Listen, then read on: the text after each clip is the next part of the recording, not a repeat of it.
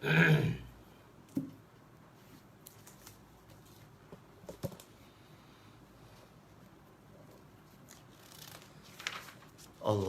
Akbar kabira walhamdulillahi katsira. Masya Allah. Bismillahirrahmanirrahim. Masya Allah. Cikgu sudah datang. Asyahidi. Masya Allah. Waalaikumsalam warahmatullahi wabarakatuh. Waalaikumsalam Al-Fansuri Al-Abdul Muiz Ahmad Lubli. Masya Allah. Kita dah 19, 21. Muda Fadli. Masya Allah. Jeff Hasbullah. Masya Allah. Barakallah fiqh. Waalaikumsalam warahmatullahi wabarakatuh. Ifas. Masya Allah. Masya Allah, kita dah 38. Masya Allah, kita menunggu kawan-kawan seminit dua. Masya Allah, supaya kawan-kawan dapat datang secepat mungkin kepada majlis yang mana dilindungi oleh para malaikat. Majlis kita ni, tuan-tuan harus istihdar untuk mendatangkan ihtisab. Tuan-tuan semestinya beristihdar untuk menghasilkan ihtisab. Telah kita jelaskan, untuk kita hasilkan ihtisab, yakni kita yakin pada janji-janji Allah, maka kita perlu istihdar, iaitu kita perlu menghadirkan hadis-hadis yang ada, yang mana dijanjikan oleh Nabi SAW menerusi sabdaannya, ataupun firman-firman Allah Subhanahu wa taala, dan hadis-hadis yang dijanjikan oleh Nabi SAW melalui sabdaannya dan firman Allah Subhanahu wa taala. Wa iza zukirullah wajilat qulubuhum. Wa iza zukirullah wajilat qulubuhum. Isma'azzat qulubul ladzina la yu'minu bil akhirah. Jadi orang yang mana bila disebut nama Allah, wa iza tuliyat alaihim ayatuhu zadatuhum imana, maka bila seorang tadi menyebut, bila disebutnya nama Allah, wa iza tuliyat alaihim ayatuhu, bila disebutnya nama-nama Allah di dalam majlis atau di tempat-tempat mana, zadatuhum imana, maka bertambahlah imannya. Salah satu daripada maksud hadis, maksud ta'lim daripada Al-Quran, kita dapat mengetahui bahawa untuk menambahkan iman. Dengan dakwah kita boleh tambah iman, dengan ta'lim ni juga boleh menambahkan iman. Jadi dua-dualah, dakwah serta iman serta ta'lim. Jadi kita hadirkan firman Allah Ta'ala tadi, wa idza tuliyat alaihim ayatuhu zadatuhum imanah. Jadi mafhum tu, mafhum ayat tadi kita hadirkan. Dengan duduk dalam majlis ni, Allah menambahkan iman aku.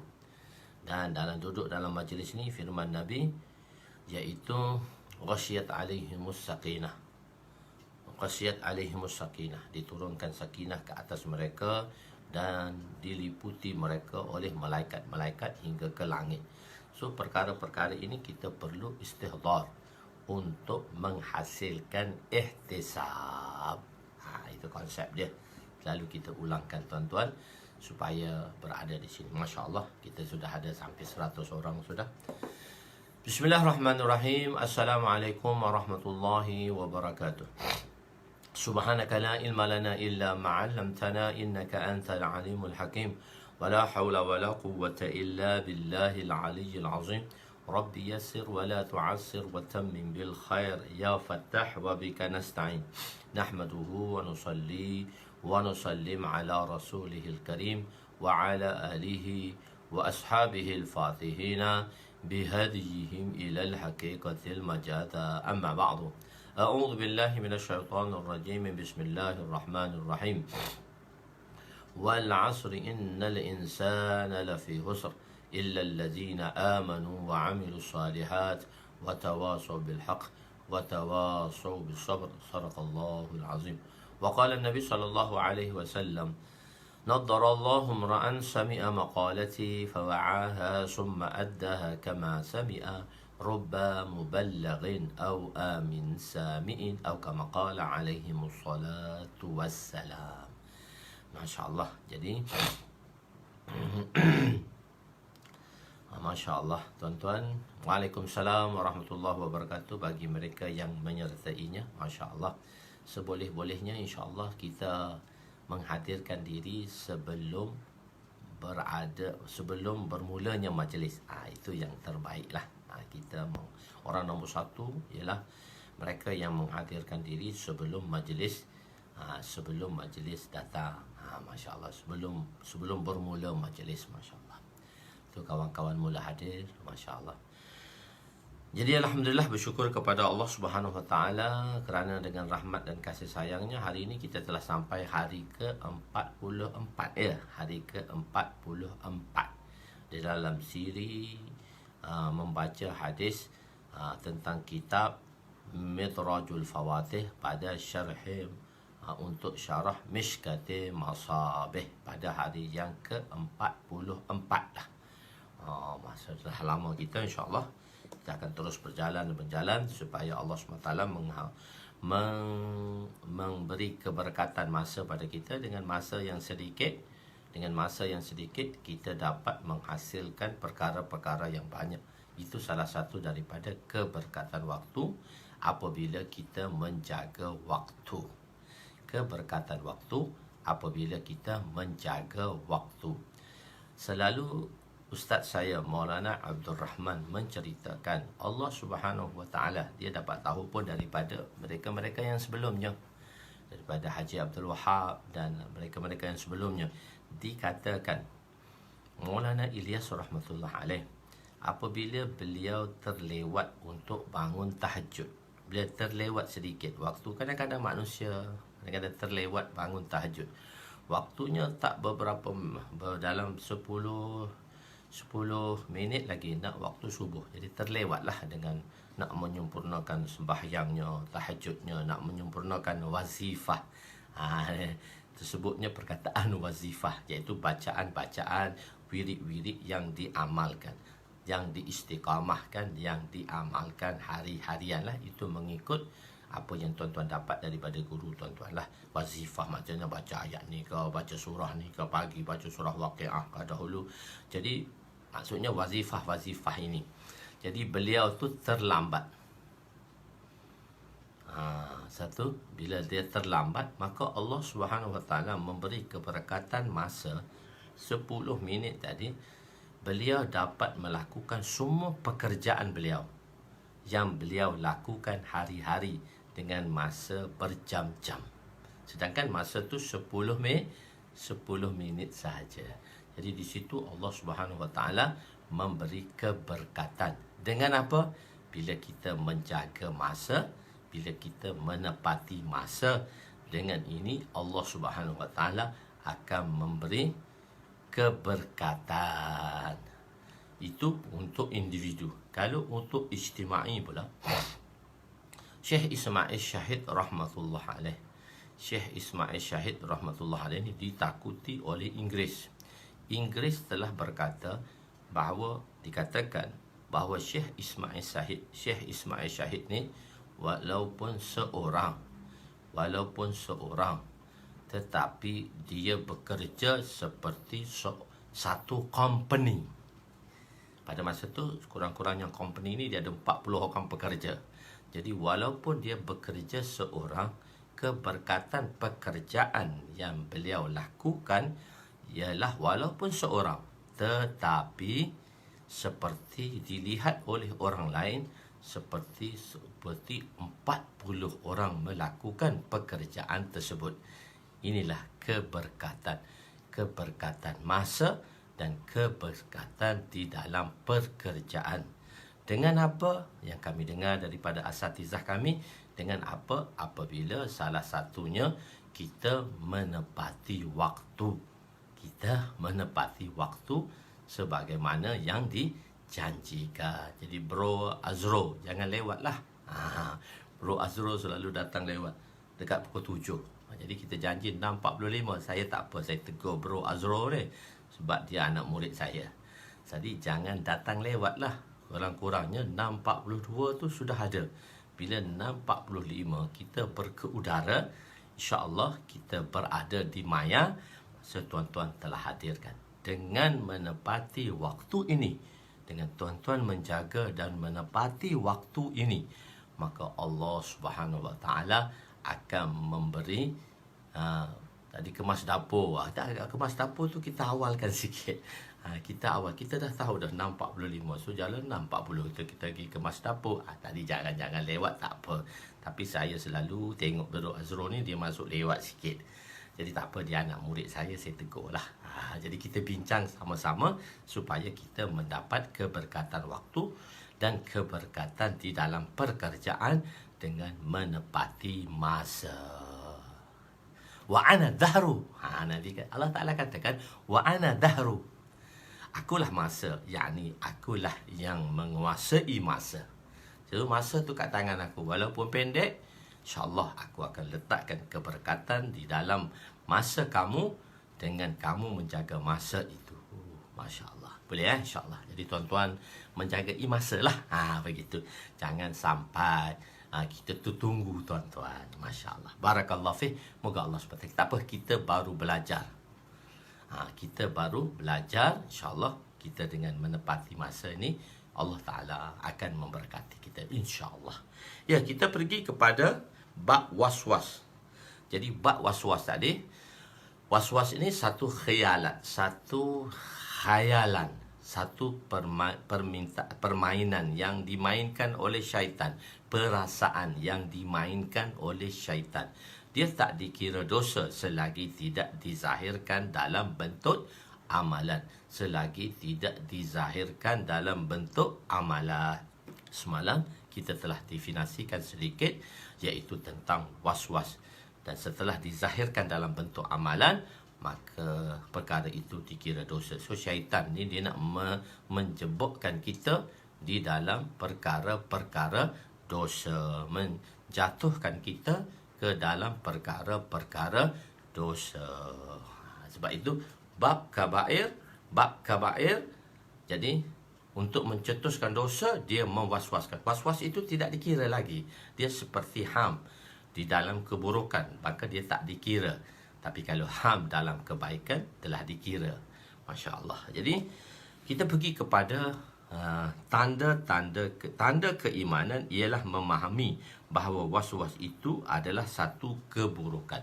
Datangnya waswas dia bukan satu keburukan.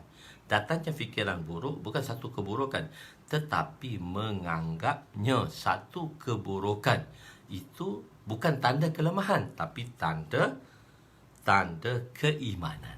Inilah yang dijelaskan oleh Nabi Yusuf. Di dalam kesempitan adanya kesempatan. Di dalam kesempitan adanya kesempatan. Di dalam kekurangan adanya kelebihan. Jadi kita harus memahaminya dan mengerti dan kita mengamalkannya. Walaupun kita rasa sempit, tapi dalam kesempitan itu ada kebaikannya. Wa inna ma'al usri yusra, inna ma'al usri yusra. Sesungguhnya kesempitan itu dihimpit oleh kesenangan. Jadi kesempitan itu dihimpit oleh dua kesenangan. Sebenarnya bila kita terhimpit, waswas ni kita terhimpit. Contoh dia, waswas ni kita terhimpit oleh kesusahan, gangguan. Tetapi kalau kita menandatanganinya, menandanginya, maknanya kita mengatasinya dengan sebagaimana cara yang telah ditunjukkan oleh kekasih Allah Subhanahu Wa Taala yang kita cintai, iaitu baginda Muhammad Mustafa sallallahu alaihi wasallam, maka kita akan dapat smoothkan kewaswasan tadi dengan cara yang telah ditunjuk aja oleh baginda, dan selepas itu kita mengikut dan kita melakukannya, kita mendapat kebaikan. Mengingati muka surat adalah satu keberkatan. Jadi tuan-tuan tahu di mana kita berhenti. Tuan-tuan nak masuk, tuan-tuan kena tahulah tanda mengingati muka surat adalah satu keberkatan. Semua keberkatan. Sebab apa? Bila kita menghasilkan ilmu agama, dan semua itu akan menjadi keberkatan. Jadi tanda muka surat, tanda apa, itu satu keberkatan. Sebagaimana jaga masa. InsyaAllah dari semasa ke semasa saya akan memberitahu perkara ini apabila tuan-tuan sudah mempunyai isti'adat, kemampuan untuk menerima apa yang saya nak sampaikan. Jadi saya tak bagi sebelum dia sampai waktu. Nanti tuan tak boleh nak hazam. Okey. Jadi tanda keimanan. Jadi kita tengok sebab tu kita tengok satu benda tu dari sudut positif. Kita tengok, saya buat tajuk tu pun saya memikirkan tajuk tadi dengan asal hadis tadi. Tanda keimanan ialah kita memahami bahawa was-was itu satu keburukan. Keburukan. Ini kena topik atau topik pun kita kena boleh bahas panjang. Tapi tak apalah, saya bahas pendek aja. Jadi was-was tu satu keburukan.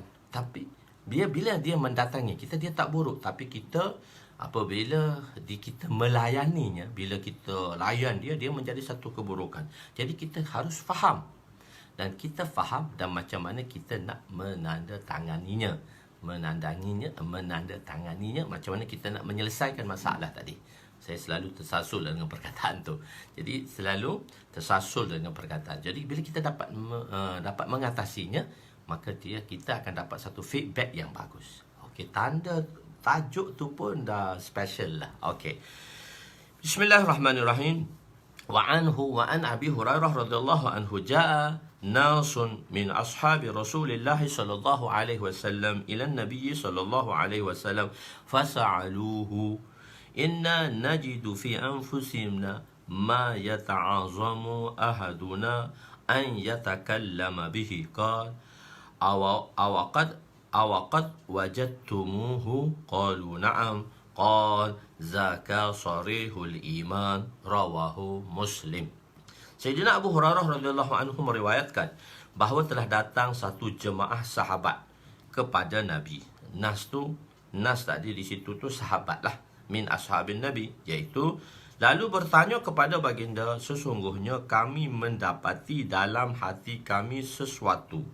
Sesuatu ni dia kata, kami mendapati dalam hati kami ada sesuatu. Inna najidu fi anfusina, dalam diri kami, dalam hati kami lah. Saya terjemah fusina tu diri lah. Dalam diri kami sesuatu. Jadi oleh kerana dia adalah bab was-was, maka saya bracketkannya makna fikiran yang buruk. Kami terfikir benda-benda tak baik ni. Sesuatu tu apa? Benda-benda tak buruk. Tu was-was lah tu. Gitu. Sebab oleh kerana hadis ni bawa dalam tajuk was-was, so saya menterjemahkan sesuai dengan makna was-was tadi. Okey.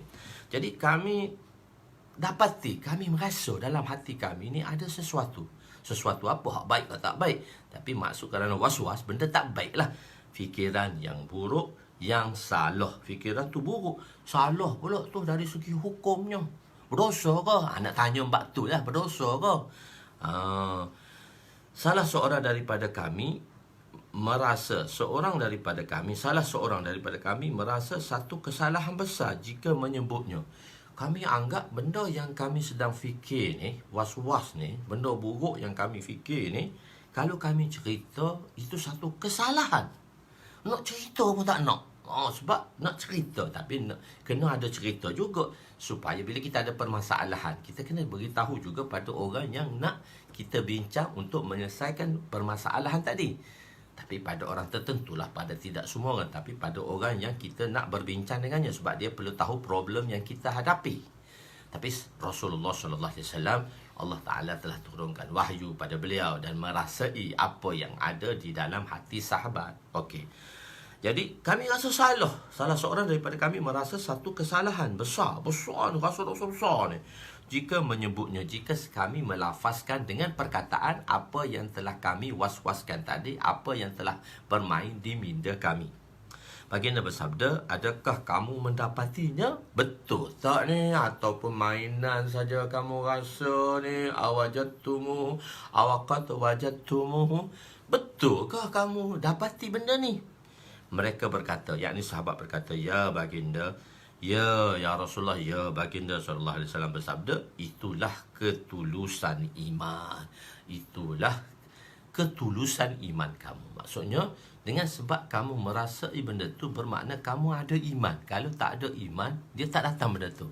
Tak datang gangguan tu. Tak datang gangguan itu. Masya Allah. Barakallahu fi. Penerangan. Beberapa orang di kalangan sahabat datang dan bertanya kepada Nabi, di dalam hati kami kadang-kadang terfikir fikiran yang buruk, iaitu was-was tadi. Jika kami zahirkan pada lidah kami, jika kami beritahu pada lidah kami, kami menganggapnya satu kesalahan besar. Ini satu dosa besar jika kami beritahu Tuhan, ya Rasulullah. Jadi kami tak boleh tahu beritahu. Fikiran yang buruk. Apakah fikiran buruk itu? Dalam hadis ni tak diceritakan lah, tapi dalam hadis yang selepasnya yang akan datang diceritakan. Sebab itu cantik susunan pengarang Mishkat ni, memang cantik. Dia bawa satu hadis, ada kemuskilan perkara tadi. So dia akan bawa hadis yang next. Hadis yang next tu, hadis yang akan datang tu.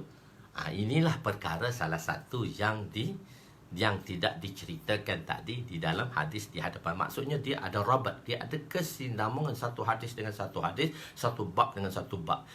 Cantik memang rabat dan abwab di dalam bab Mishkat ni terlalu cantik, terlalu elok. Dari kali-kali kami dengar daripada asatizah kami, ustaz-ustaz kami kata memang bab dia the best lah.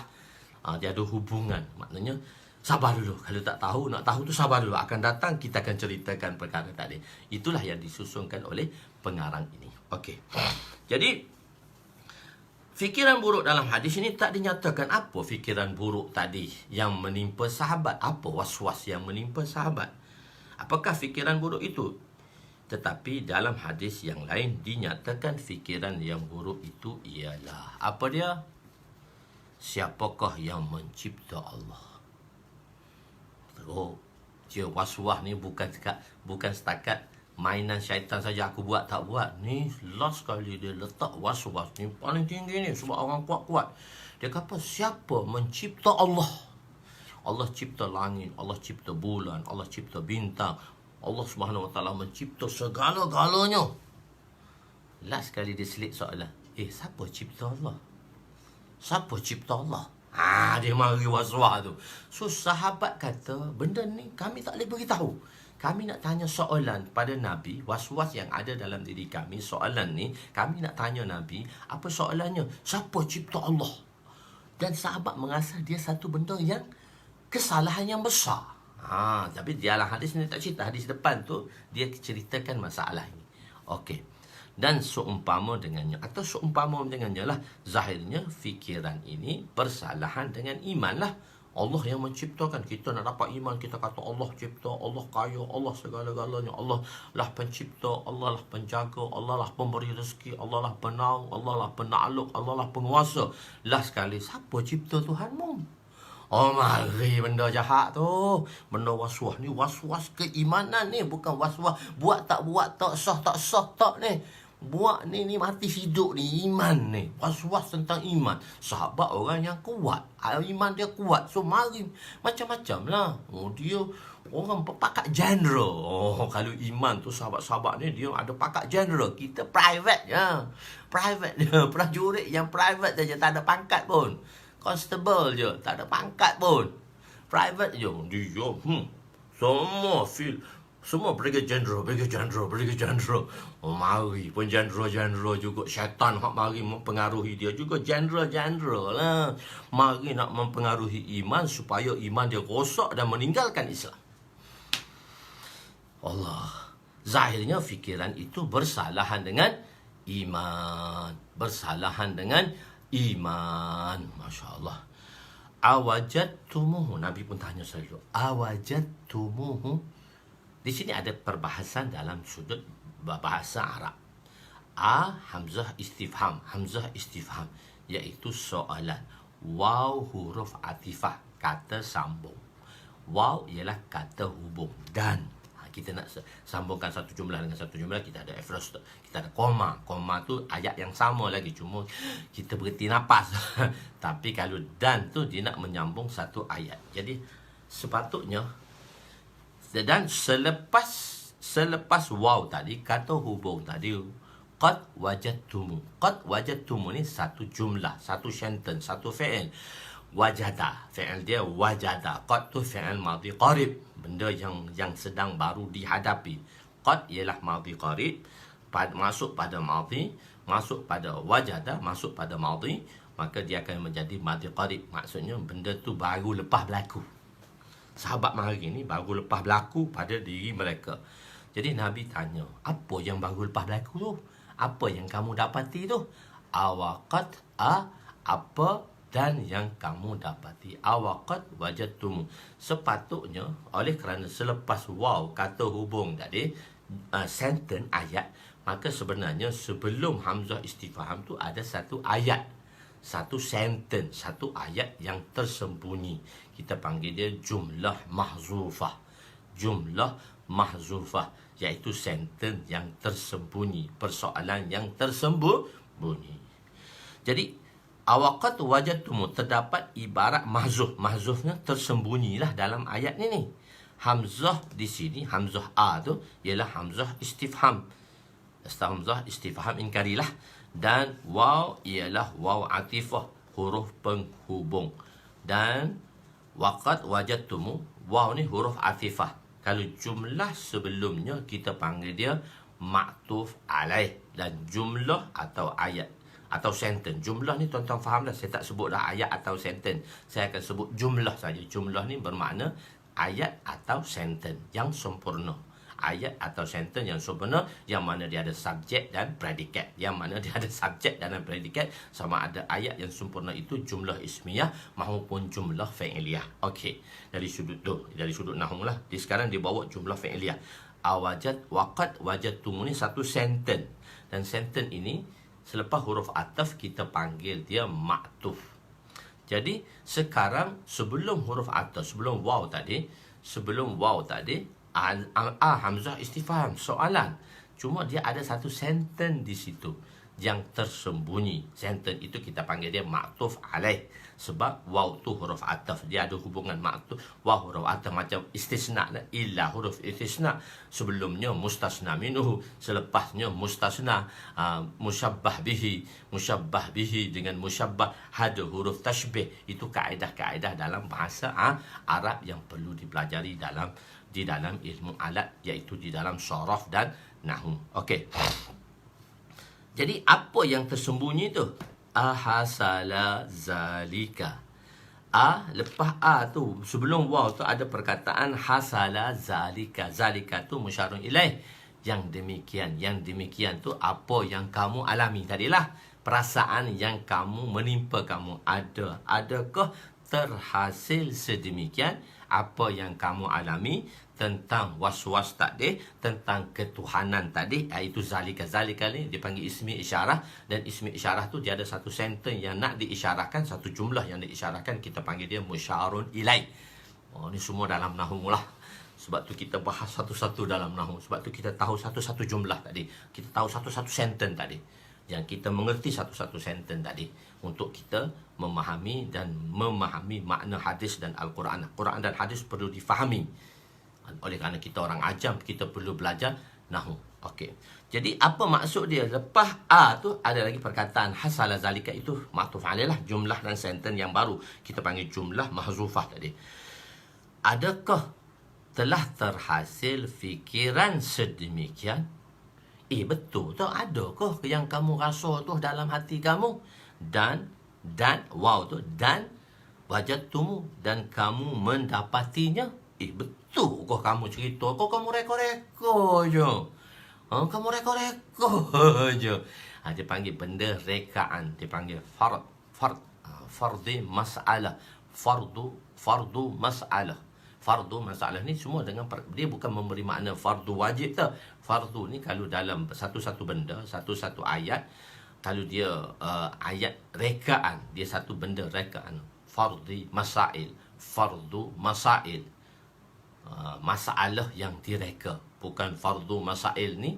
Fardu masail ni masalah-masalah fardu, tidak masalah yang direka. So sebenarnya fardu, kita nak terjemah perkataan fardu tu, dia banyak juga makna mustarak juga, dia boleh terjemah banyak. So dia bergantung kepada ayat. Masalah fardi, masalah fardiyah, dipanggil masalah fardiyah, masalah yang direka-reka. Soalan yang direka-reka tak ada. Nabi tanya, soalan ni kamu reka kot? Tak, kami tak reka. Memang betul bermain di fikiran kami tentang was-was ketuhanan ini. Okey, begitu. Maka sahabat telah membenarkan soalan Nabi. Nabi tanya, sahabat membenarkannya dan mengatakan bukan soalan fardiyah, bukan soalan rekaan. Ni bukan kami reka-reka, tak ni, betul sungguh ni ya Rasulullah. Daripada mereka ni masalah yang mereka hadapi ni, was-was ketuhanan ni yang mereka hadapi ni. Siapa cipta Tuhan ni? Siapa cipta Allah ni? So, ni masalah bukan kami reka ni. Kadang-kadang kita mereka-reka masalah. Ni kami tak reka ni. Kami betul ni ada dalam hati kami. Kami tak boleh cerita. Cuma dia tak ceritalah tentang apa ketuhanan tadi. Dalam hadis yang lain tu yang diceritakan. Cuma Nabi faham dah. Kan Nabi memahami. Kadang-kadang guru ni dia ada firasah. Mari anak murid muka sedih. Ada masalah dah tu. Ada masalah dah tu. Masalah problem dah tu. Begitu sekali. Okey.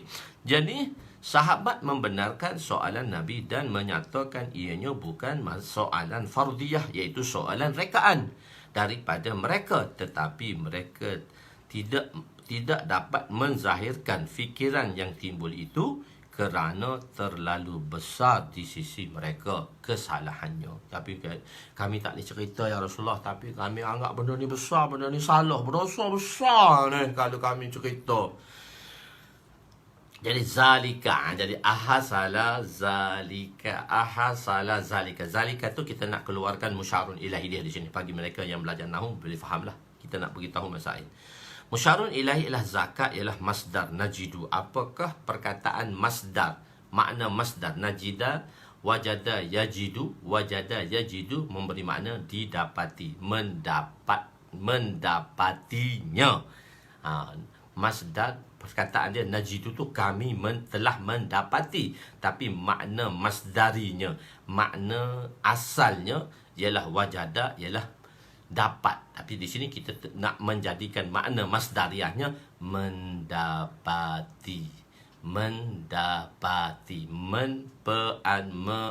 kean atau mendapatinya, mendapati itu masdari. Bermakna zalika sarihul iman.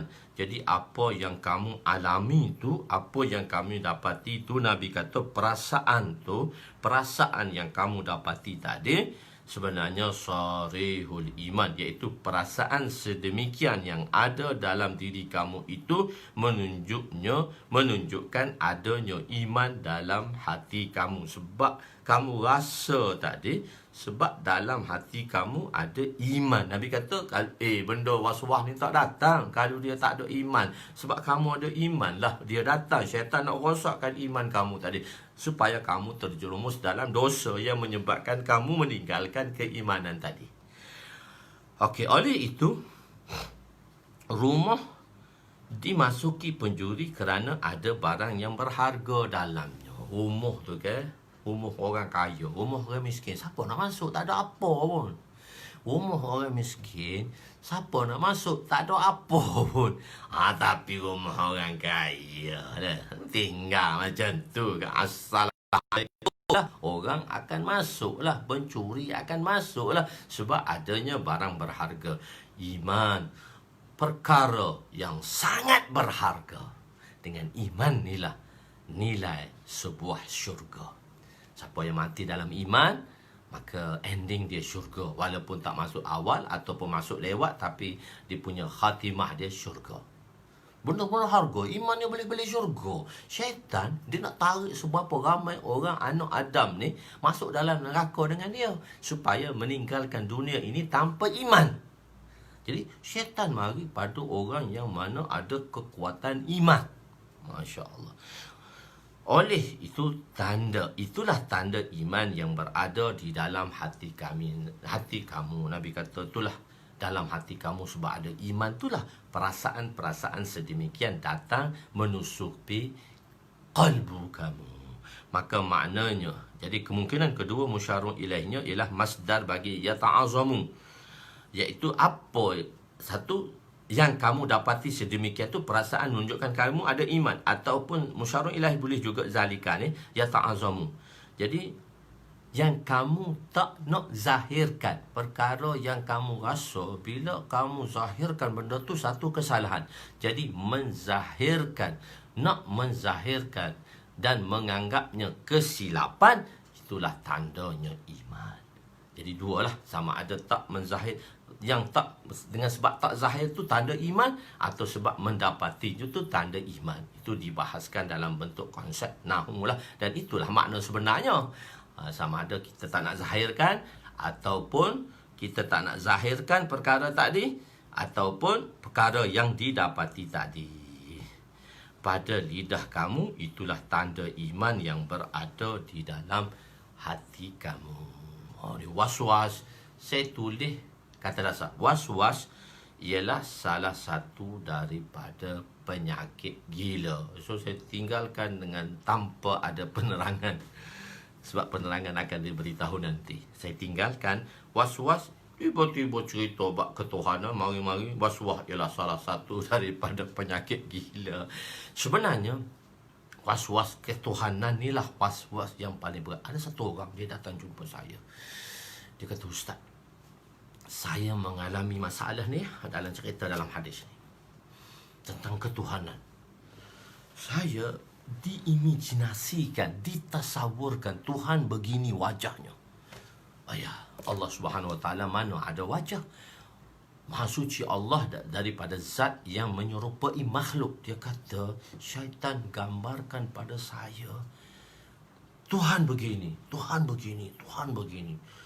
Dia cerita, mari dengan keadaan sedih. Dia kata, dia mari dengan keadaan murung.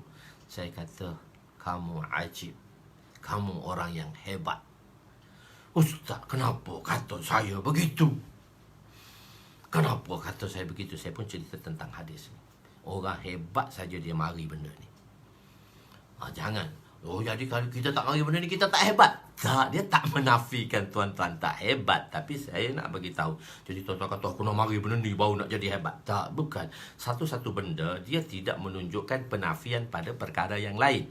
Tak menafikan kehebatan yang lain. Kehebatan dari sudut ni. Sebab tu kita ada laulal i'tibarat. Kita ada sudut pandangan yang, sisi pandangan yang berbeza.